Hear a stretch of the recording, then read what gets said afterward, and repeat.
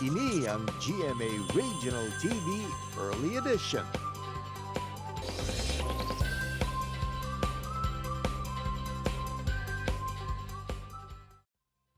Kilala nga dako nga balay, isa sa mga prominente nga estruktura ang mansyon nga ginapanagiyahan sang pamilya Villanueva sa Bacolod City.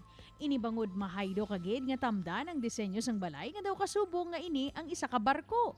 Ginpatindog ni Don Generoso Villanueva sang 1930s. Ini ang ginakabig pinakaunang nga Art Deco nga residential building sa syudad. Nakaluwas sa pagkaguba sa tung World War II ang dako nga balay.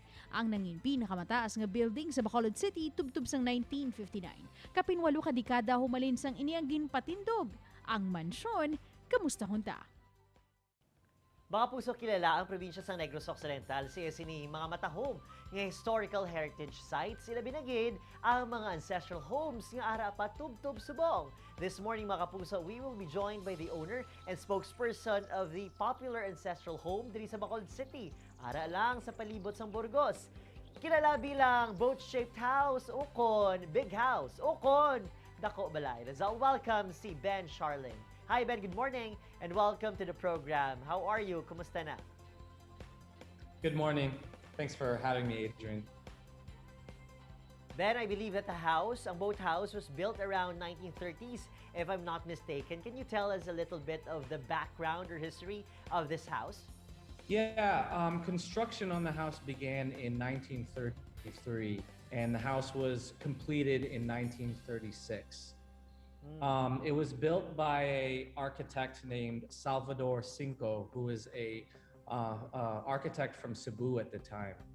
Your ancestral house is the first Art Deco home in Bacolod City. Aside from that, Ben, walls, floor paintings, and even sculptures of frogs, snakes, spiders, mga damang, and many more animals are actually just amusing. Kapila na ko kabisita dira. Please tell us about your great-grandparents' fascination sa mga kasapatan.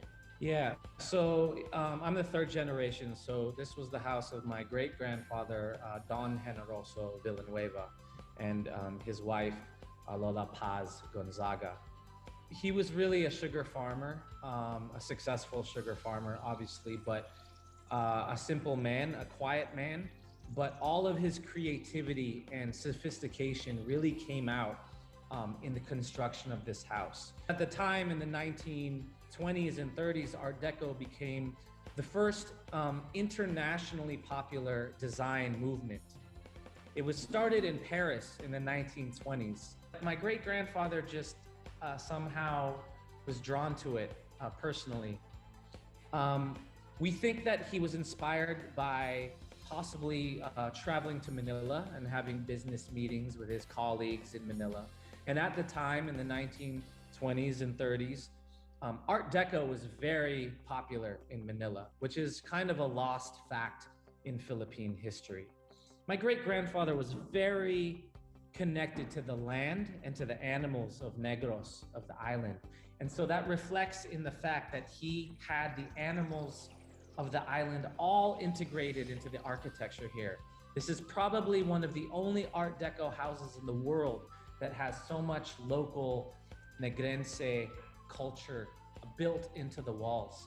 So if you look at the walls of the house, you'll see his depictions of carabao, of local birds and eagles, pythons, frogs, and snakes. And they're hidden all over the house. Even in one of the main entrances, you'll see that the handrails are actually python heads.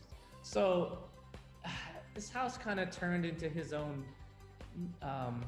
kind of wonderland version of Negros that he could experience for himself and his family.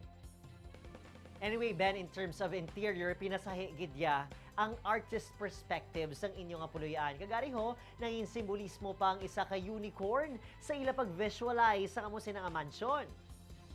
I think the unicorn represents the most creative aspect of my great-grandfather's imagination.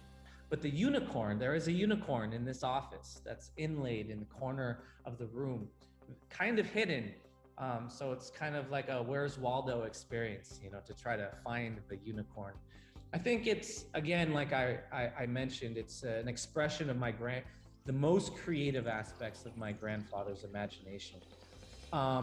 He saw Negros as a beautiful place, almost as a place of fairy tales.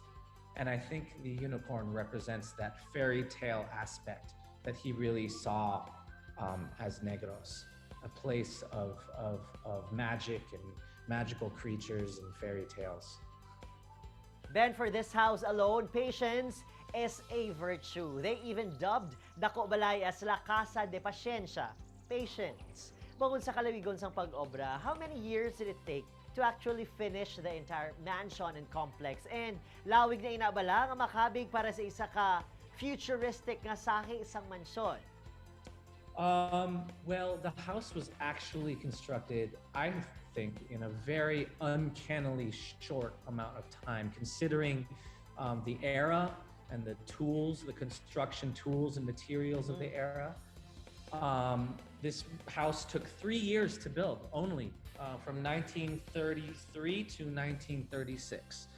That's a very short amount of time, even in today's standards. We have buildings here in Bacolod that are still being built and have been taken more than 3 years to complete. So, and it was the largest construction project of the era.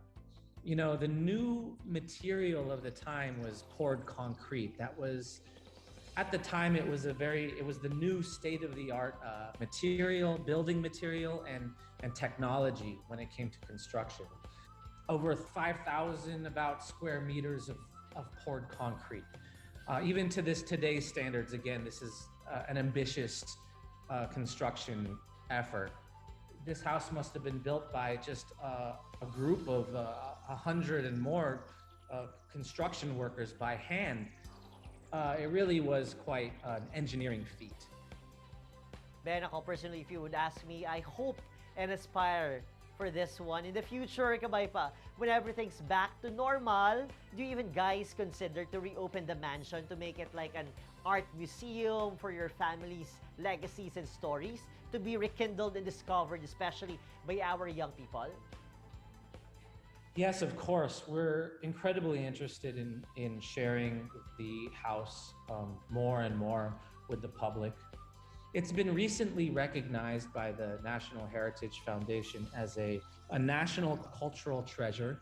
It's also considered an important cultural property, and it's also considered a national historical landmark. So we would like to share this historical landmark with the public, but this will have to wait on how the world opens up and private consultation that my family will have to do with ourselves. But yes, the intention is to share this continuously with the public. Once again, Ben, madamong salamat. Thank you for saying yes sa among invitasyon. God bless you. Okay, well, thank you, Adrian, so much for having me. It was a pleasure talking about Daku Balay, and I hope to speak to you again soon. Mga puso, ang Balay Dako nagapamatuod sang pasensya sa mga pamilya kag mga nagkailain nga personalidad diri sa Bacolod City agud mapatukod ang isa ka mansyon nga magserbe handumanan sang ila dedikasyon, paglaom, kag syempre abilidad sa pag-obra. Said